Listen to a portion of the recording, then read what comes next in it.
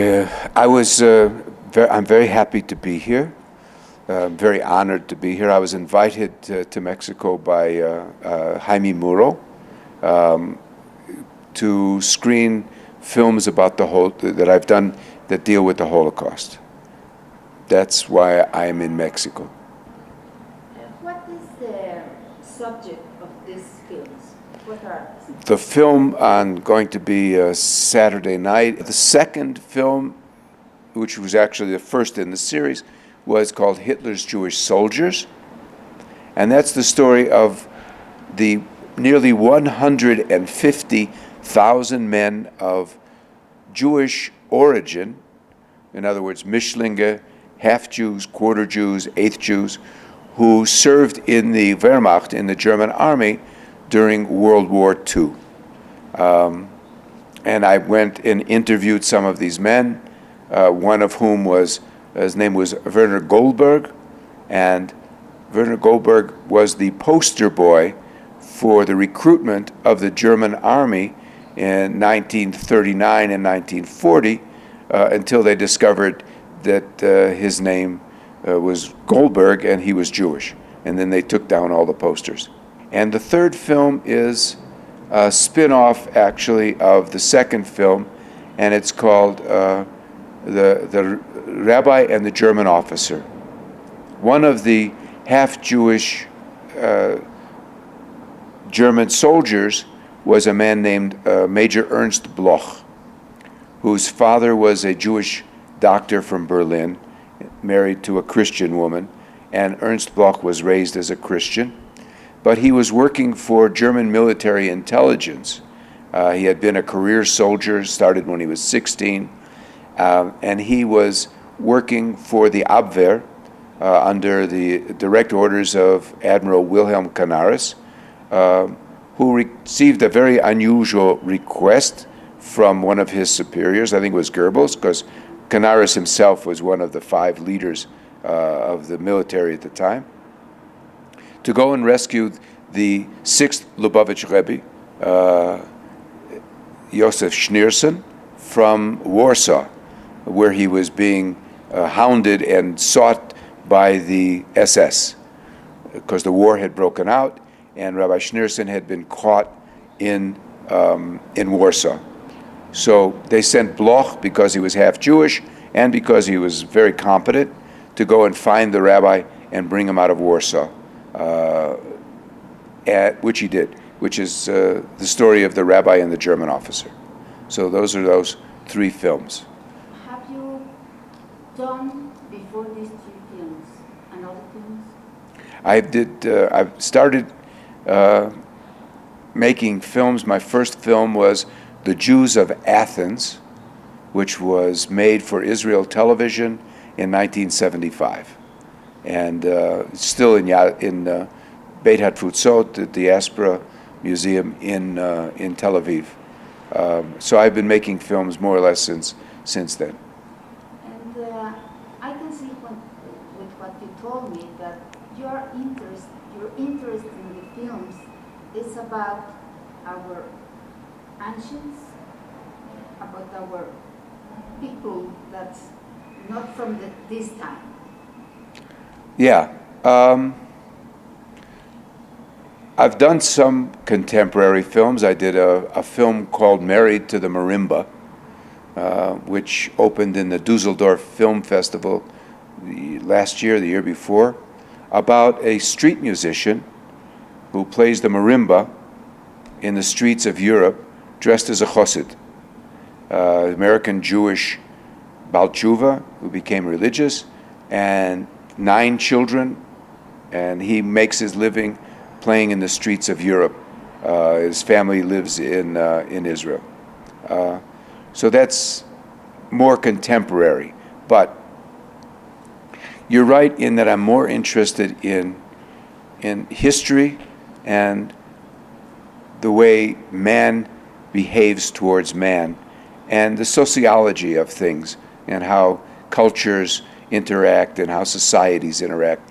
I find that that's more interesting also because it gives lessons of how we should behave in the future.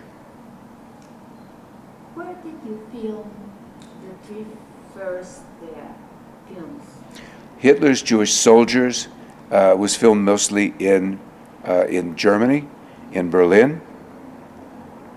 I did the interviews with the men and the professors that I interviewed who knew the story in Berlin. One of the men that was served in the German army actually lived in Haifa, but he just wound up stumbling into a German army camp, being taken in because they didn't know he was Jewish, and he put on a German uniform, but he wasn't a German that was born. He was actually, I think, Czech or Polish, and he was just hiding out. But the first one was done in Germany. The second one also in Berlin, because Bloch was in Berlin, and the third one was in Poland. The rescue train, I traced the route of the rescue train from Warsaw all the way to Prague. Did you find any problems with the population in Berlin and in Poland for filming this?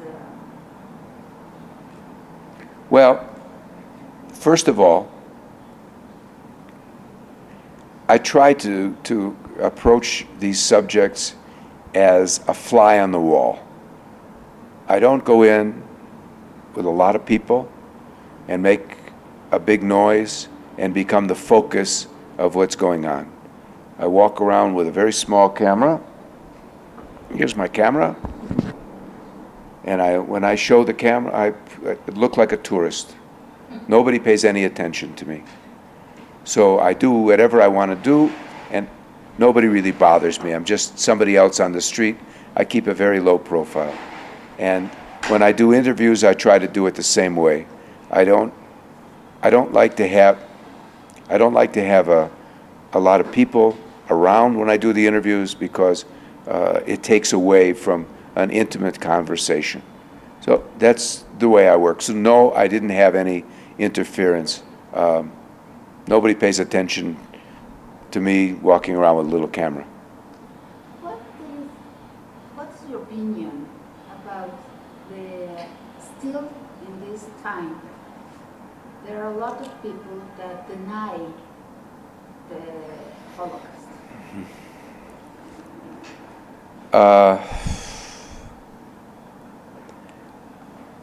With my film, Hitler's Jewish Soldiers, I put a 6-minute clip on YouTube of an interview that was done with me on Israel television. And I left it up on YouTube. And I wound up with more than 30,000 hits just looking at this. But besides the hits, there were over 300 comments.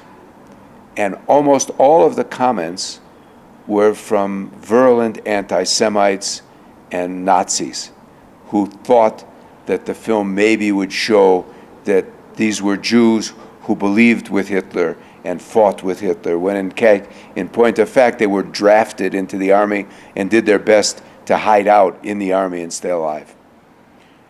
And what it taught me was there is still a very strong thread of anti-Semitism in the world. And this we've seen for thousands of years.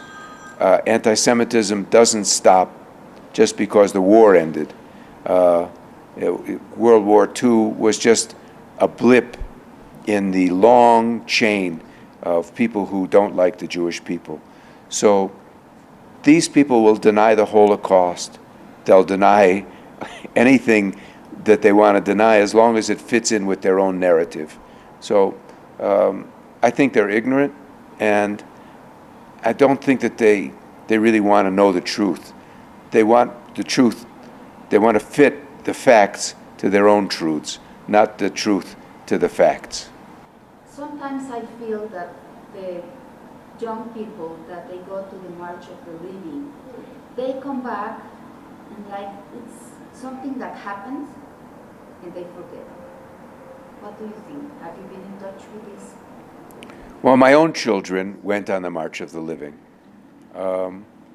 And it was a very moving experience for them, probably because my father-in-law, my wife's father, escaped from Vienna, and his grandparents, some of his aunts and uncles and cousins were killed during the Holocaust. And he wrote a letter about that experience, which they then took when they went on the March of the Living, and they read to the children that they were with. And that had an experience that spoke to my children because they had a personal connection. So the children who grew up with a personal connection to the Holocaust, it's not something that they can ever forget. The grandparents, they behaved differently. People who survived the Holocaust had a big influence on the family. But those children that didn't, it's like asking them who founded Mexico, or who was the first president of the United States, or who was the first president of Israel. They don't know. It's something that doesn't talk to them. So one of the things that people like you do is to try and raise their consciousness, raise the level of their awareness to the importance of what happened in the Holocaust, and show how man's inhumanity to man is not something that should be repeated. Okay. And what do you think about the situation in the world now? That there's so much terrorism, anti-everything. I'll give you a poem that I read some years back from Ferlinghetti, or one of the Beat poets. If God is on the side of man, who live to fight and fight again, and on both sides he rests his grace, is there really a holy place? Is there really a chosen race? So what we see today is people who believe that God is on their side, and God is talking to them, and they have to kill the other people because God is not on their side. I believe that Hitler thought that God was on his side, and he had to kill everybody to show that he was doing the right thing and saving civilization for his own philosophy. So I think the terrorists that we see today believe the same thing. They believe that what they're doing is what God wants them to do. But if God is on both sides, or many sides, how is one better than the other? So I think people really should step back and decide that killing is not necessarily the way to do it. Being civil to each other and trying to find a solution to the problems in a diplomatic way is better than trying to kill each other. Now, which is your best film? It's like saying, which child do I like better? And I don't think I could answer that. Which is your best director, film director? Who do I like the most as a film director? Probably the Coen brothers. I like them because they have a little bit more edge to what they do. Your best actress and actor?